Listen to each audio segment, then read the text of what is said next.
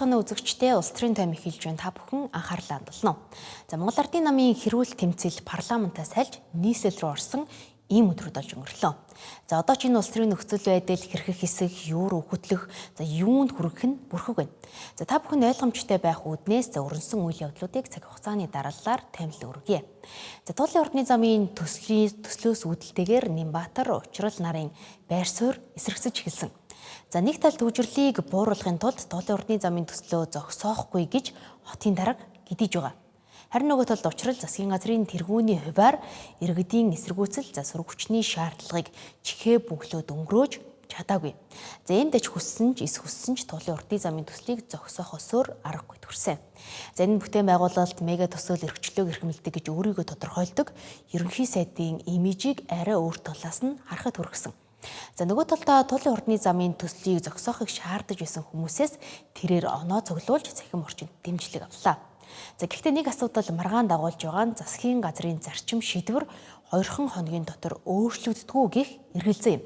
Тодорхойлбол засгийн газар Туулын ордны замын төслийг үргэлжлүүлэхийг зөвшөөрсөн хэрнээ за 2 хоногийн дараа буцаагаад төр зогсоосон нь эргэлзээд байгаа болсон юм а. Байгаль орчны менежментийн төлөвлөгөө батлагдаагүй байсан учраас сайдын шийдвэрээр энэ Туулын ордны замыг төр зогсоох шийдвэр гарч ирсэн. За өнгөрсөн хугацаанд та бүхэн харин бас нийслэлийн удирдлагууд маань төслийнхэн маань бас яамнаас гаргасан шийдвэрт бас хүндэтгэлтэй хандаж өөрсдийн буруугаа бас хүлээн зөвшөөрч богино хугацаанд бас байгаль орчны менежментийн төлөвлөгөө хийгээд ирүүлсэн байна. Манай яамнаас шаардлагатай хууль эрх зүйн баримтчмууд болж байна. Хууль хяналтын байгууллага энэ Туулын ордны замын төсөлтөд холбогдуулаад энэ үүсэт байгаа хотын удирдлагуудыг шалгаж үн зөвийг нь тогтоох асуудлыг нэг талд нь гаргахгүй бол иргэд олон нийтийн дунд бас энэ төөрөгдөл үүсэх байдал бол хэмжээнээс итэрлээ. Тийм учраас хууль хяналтын байгууллага хяналт шалгалт явуулж энэ зарим нийгэмд үүсэт байгаа асуудлууд дээр эргэлзээ тэнэглэлцүүдээр эцсийн зэг тавьтал Туулын ордны замын төслийг зогсоож байна. Бид нар 3 сарын 15-нд хэлсэн. Өнөөдөр ажлыг зогсооход үндсэндээ 50 тонж байна. 50 тонж байна. За энэ дээр би энэ зогсоосон энэ хүмүүстээр дараа нь ямар нэгэн байдлаар алдан хохирол нэхэмжлэгдэх ийм үе шат ирэх баха. Энэхүү Туулын ордны замын төслийг төр зогсоосны дараа парламентаас янз бүрийн дуу хоолой гарч байлаа. За угаасаач парламент өөрөө олон ургалж үзлийн талбар учир за гишүүд дэмжих эсвэл эсэргүүцэх нь гайхах зүйл биш байлаа. Засгийн газрын үйл ажиллагааны хөтөлбөр Монгол Ардын намын мөрийн хөтөлбөрт туссан ажиллал Туулын ордны зам байхгүй. Тэгээд Туулын ордны замыг өнөөдөр бүтээн байгуулалтыг мөн л улс төрчдөөс болоо зогслоо гэж би харж байгаа. Тэгээд Монгол улсын хөгжлийг ер нь хойш нь татах юм бодлого ийм асуудал ер нь бас байдаг юм байна. Хоёрт үнэхээр энэ Туулын буруусгаа яриадсэн бол тэгвэл тэр Туулын иргэд дээр барьж байгаа тэр онцлосноо яах вэ? Анхнаасаа дэрийг барихад энэ жигсэж байгаа усуд очиод Туулан хамгаалаж ихсэхгүй байсан. Иргэдийн санал бол Туулын ордны замаа барих ёстой гэдэг байдал дээр 80 орчим хувьтай дэмжлэгтэй байлаа шүү. Төсвийн мөнгөөр зээлээр асар олон бүтээн байгуулалт нэртэй маш их хүрлэгэн зардал эргэж хардмаар маш олон зүйл болж байгаа. Иргэд яг энэнийг цаг хугацааны явцад энэ удирдлагууд солигдох үед энэ хуучин удирдлагууд ялангуяа одоо байгаа удирдлагууд юу хийсэн нь бол ил болно. Ингээд харамсалтай зөвлөний юу гэхээр бид нар үеийн үед ингээд хэдэн дарганаар нь ингээд буруу явснаас болоод төр нь жил болгон нэг юмны сонсгол хийдэг. Жил болгон аль нэг даргийнхаа бурууг их хурал дээр натлах гэж хичээдэг. Ийм шүүх хурал хийдэг ийм нэг муухай жишг рүү ингээд тойрог руу яваад ороод байна л да. Байгаль орчинд нийтэр үнэлгээнийх нь асуудлыг мэдээж мэргэжлийн хүмүүс нь үзэх ёстой баг. За бусдаар бол явуулах ёстой гэж бодож байгаа. Тэгжээд түгжлээ шийднэ. Тэгэхгүй бол хүн ам маань жилбэр өснө нэмэгдэж байгаа.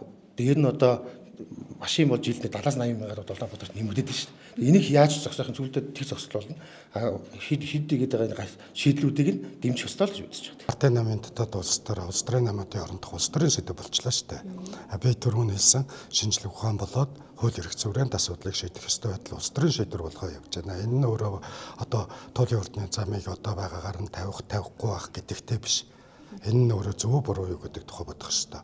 Туулын ордны замын төсөл зогсож байгаа за сураг хүчний шаардлага иргэдийн эсэргүүцлээс болсон гэхээс илүүтэй за эрх баригч нам доторх бүлэглэлүүдийн эрх ашигаас шалтгаалсан байж магадгүй байна.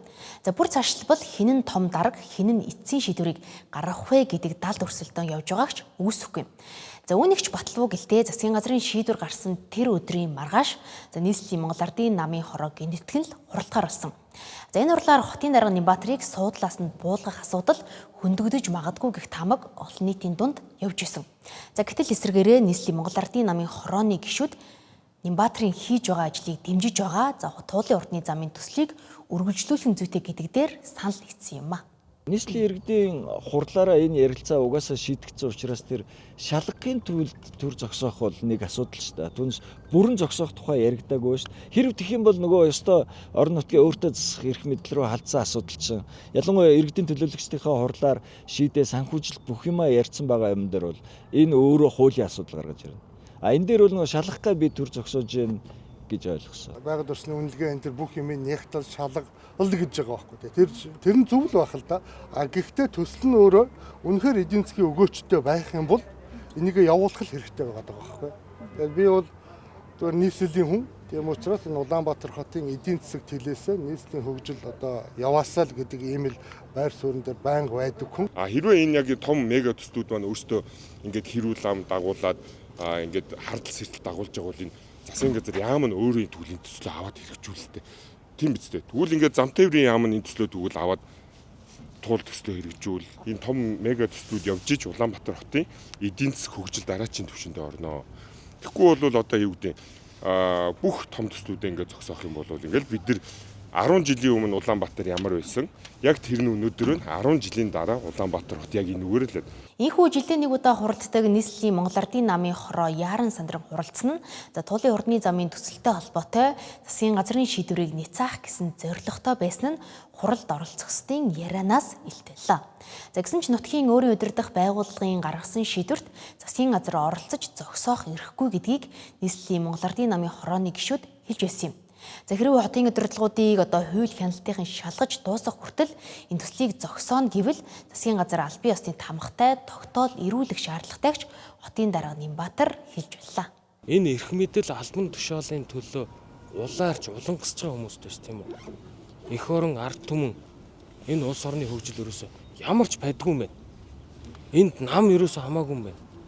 Энд нийлсэн намын эрх ашиг нийлсэн бүлэглэлүүдийн өөрсдийнхөө энэ албан тушаалаа хадгалж үлдэх, үргэлжлүүлэн тэр ашиг сонирхлуудаа хангах эрдэнэт таван толгой энэ одоо томоохон орд газрууд дахь төрийн өмчт компаниудыг шимэгчлэн амьдрах энэ зүйл нь юу юунаас чухал юм байна гэдгийг би одоо ясмахандаа тултал ойлгоод байгаа гэдгийг хэлье. Туулын ордны зам дээр бол би анхнаасаа л нэг л байр суурьтай байсан. Энэ одоо олон мянган жил энэ монголчуудыг ундаалж байгаа энэ туулын ордны энэ туул гол бол мэдээж одоо өөрөө хождог үлдэх юм л одоо юм. Ийм учраас зүгээр туулын хурдны зам яг туул гол дээгүүр явж байгаа асуудал нь өөрөө асуудал болчиход байгаа болохоос биш зүгээр зам бариулахгүй гэж байгаа нь бол нэг асуудал биш шүү дээ.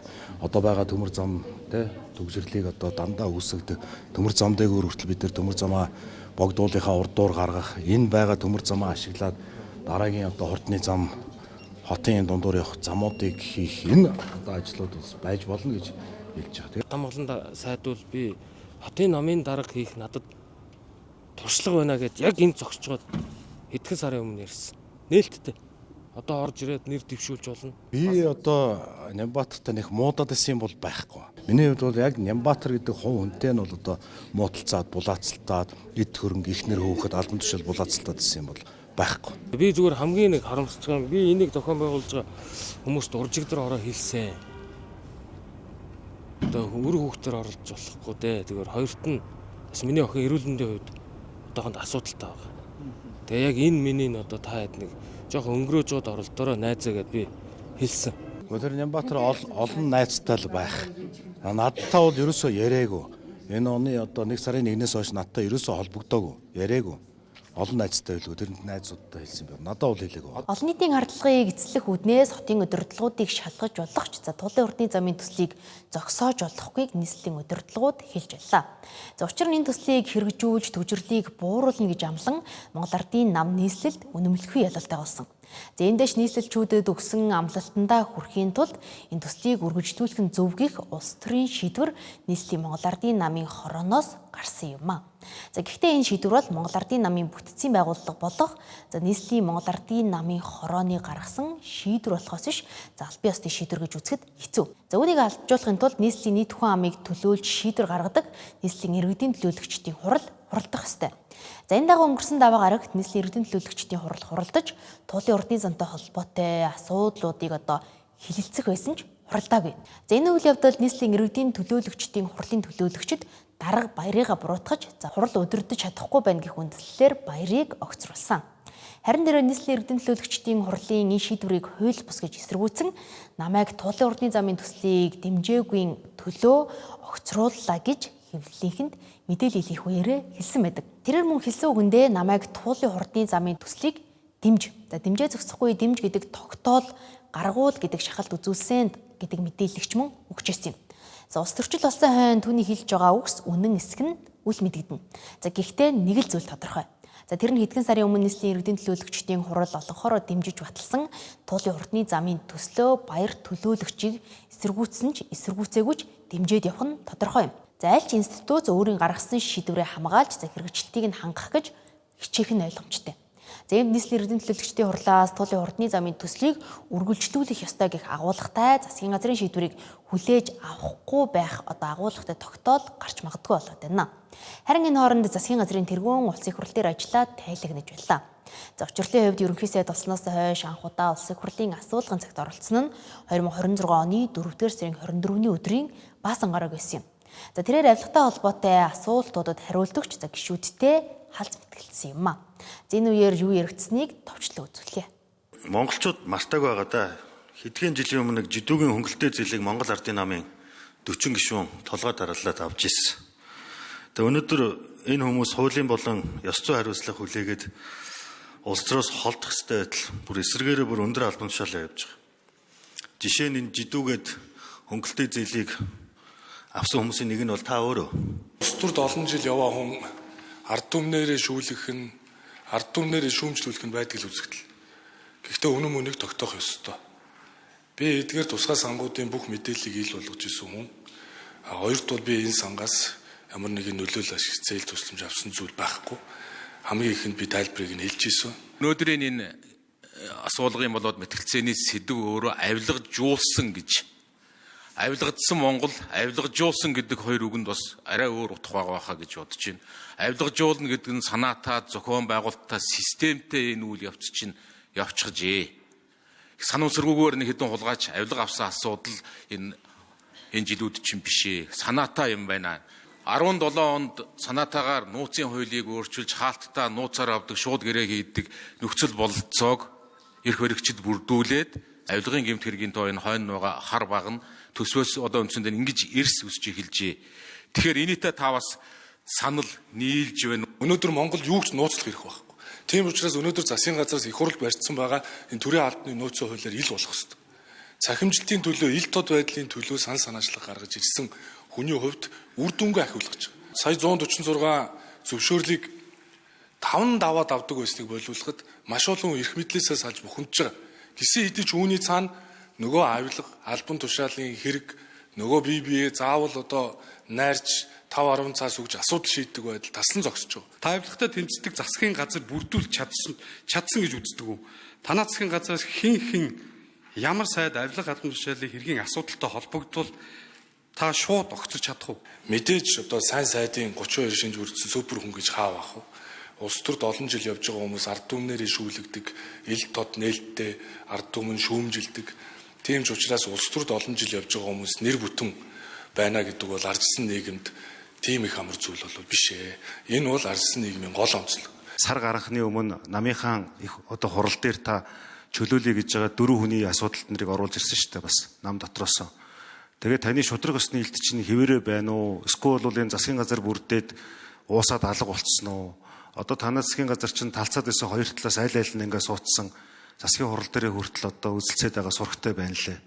Тэгэхээр танд яг одоо улс төрийн нөхцөл байдлын хувьд авилгатай тэмцэхэд ямар бэрхшээл байна? Намын даргын хувьд тэр нэр бүхий гишүүдийг ёс зүйн болоод одоо авилга албан тушаалын хэрэгтэй холбогдсон болшгүй гэдэг үндслээр хяналтын орон төгсөн. Улс төрийн намын даргын ажлаа үйл хийж байгаа. Тэгээд гин буруутан шүүхэр тогтоогдгоо байхад хин нэг одоо шууд гин буруутаа гэж зарлах нь бол зохимжгүй байх.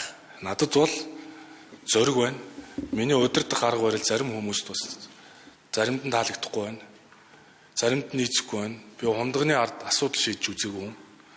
Тийм учраас зарим хүмүүст надтай уулзаад уучраа болохгүй байх шиг байна. Тийм учраас бити уулзаарай гэж хэлье. Тэгээ ер нь бол авилгалаа тэмцэнэ гэдэг бол яг нэг үлдэхэд та Монгол Ардын намынхан гишүүдэд тэмцэнэ гэсэн үг. Сүүлийн 10 жил. Та өөрийн намын гишүүдтэйгээ тэмцэж чадах уу? Авилгалаа тэмцэх юм дээр бодит үр дүн гаргаж чадах уу гэдэг асуудал. Ерөнхий сайдын ажлыг аваад тэр цаг мөчөөсөө хойш би 24 хоногт уг үндсээр нь устгахын төлөө үзэл санаа үйл хэрэгэ чиглүүлж байгаа. Тийм учраас миний зоригт бол бүү хэрэгэлсэн. Энэ зориг үйл хэрэгт та бүхэн л хамтдаа байх ёстой. Манай Ардчилсан намынхан дэмжих ёстой. Манай намынхан дэмжих ёстой. Тийм учраас харин танаас би бас асуух гээд. Та намынхантайгаа тэмцэж чадах уу? Авилга хаан гэхээр эрх барьж байгаа газар л байна. Төсвөтгөн мөнгөтэй газар байна. Төрийн мөнгөтэй газар байна. Энийг дагаж авилгал байна. Хувийн эвсэлээр авилгал гэж бараг яригдахгүй. Тэгэхээр хэн өнөөдөр төрд эзэн байгаа юм? Хэн өнөөдөр төрийн байгууллага удирдах байгаа юм? Тэгэхээр танаа намын удир зөвлөлийн гишүүд, баг хурлын гишүүд тодорхой тооны албан тушаалд дурдаг. Авилгатай бол уриалаа зунгоор бас уран үгээр биш учир шалтгаанаар нь тэмцэх ёстой. Би бол тэгж боддог. Монголын төр бол авилгатай тэмцэх, хулгайтай тэмцэх энэ тэмцэлд бол ялагдсан гэж бодож. За адилхан залуу хүн байж юун ч амархан бууж өгдөө. Би бол бууж өгөхгүй. Тэгээ Баатар хүн сайдаа. Та миний ажлыг тухайн үед аваад миний өрөөнд орж ирж таны эхлүүлсэн захимжилтын энэ олон ажил, ийм Монгол дээр хийсэн ажлууд, шилэн ажиллагаа бол авилгыг бууруулах уг үндсийн шийдэл байж гэж хэлж ирснийг би тод санаж байна. Тийм учраас сүрэг хүчний эндрээс ярих бол бас чухал байдаг баг. Гэхдээ бүгдийг үгүйсгэж сүрэг хүчээ хийх нь бол надад таалагдахгүй. Сүрэг хүчний эндэр гэдэг зүйл байхгүй. Бид нэг Монгол улстай. Улсын их хурлын гишүүд нэгдэж нийлээд хяналтын төр ороо байгуулах энэ санаачлагуудыг та ерөнхий сайдынхаа хувьд дэмжих үү гэж би асуугаад байгаа. Тэр дундаа нийслэл Улаанбаатар хотын энэ газар олголтыг хянан шалгах төр хороо байгуулахыг дэмжих юм уу? 2022 он Шилэн говьн дээр тавьсан шүү дээ. Улаанбаатарын бүх газар олголтыг хүний өөрийн гэлтгөө бүгдийг тавьсан. Хин ч ороод хин газар олгосон хэний газрын бүгдийг мэдж болно. Гэхдээ Улаанбаатар хотыг тэр газар олголттой холбоотой төр хороо байгуулад их хурлын гишүүд дэмжүүл би орж ирээ мэдээлэл би бүгд нь хамтраад ажиллана. Энэ бол их хурлын гишүүд олонхоороо шийдэх асуудал шүү. Энэхүү Ардчилсан намынхны сонгож явсан авилгажуулсан Монгол гэх сэдвийн хүрээнд зургучны төлөөлөлд ерөнхий сайдтай халз мэтгэлцэж чуулганы танхимын уур амьсгалыг халууцуулаад амжлаа. Харин энэ хооронд нийслэлээр халуухан хавар болж байна гэж зарим төлөөлөгчдийн хэлсэн шиг нийслэлийн иргэдийн төлөөлөгчдийн хурал бужигнаж эхлэн нийслэлийн иргэдийн төлөөлөгчдийн хуралдах Монгол Ардын намынхан дарга нараа сэлгэж эхлэдэг байгаа юм а.